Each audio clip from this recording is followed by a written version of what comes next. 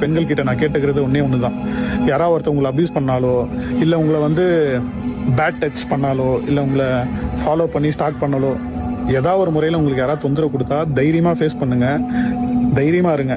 மற்றவங்க கிட்ட அதை சொல்லாமையோ அதை மறைச்சோ இல்லை நீங்களே அதை நினச்சி ஃபீல் பண்ணுறதோ அதெல்லாம் முடிஞ்சு போச்சு. அதெல்லாம் அந்த காலம். எல்லாத்தையும் தூக்கி போட்டு வெளில வாங்க. இந்த சொசைட்டி என்ன நினைக்கணும்லாம் நீங்கள் இதுக்கப்புறம் யோசிக்கவே தேவையில்ல.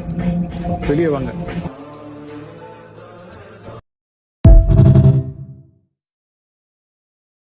பெண்கள் கிட்ட நான் கேட்டுக்கிறது ஒன்று தான்.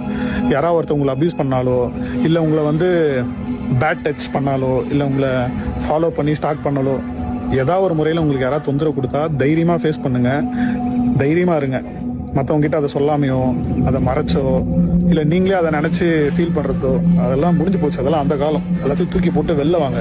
இந்த சொசைட்டி என்ன நினைக்கணும்லாம் நீங்கள் இதுக்கப்புறம் யோசிக்கவே தேவையில்ல. வெளியே வாங்க.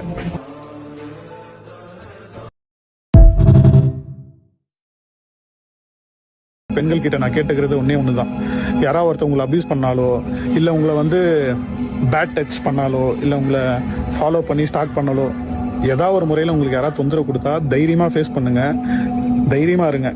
மற்றவங்க கிட்ட அதை சொல்லாமையோ அதை மறைச்சோ இல்லை நீங்களே அதை நினச்சி ஃபீல் பண்ணுறதோ அதெல்லாம் முடிஞ்சு போச்சு. அதெல்லாம் அந்த காலம். எல்லாத்தையும் தூக்கி போட்டு வெளில வாங்க. இந்த சொசைட்டி என்ன நினைக்கணும்லாம் நீங்கள் இதுக்கப்புறம் யோசிக்கவே தேவையில்ல. வெளியே வாங்க.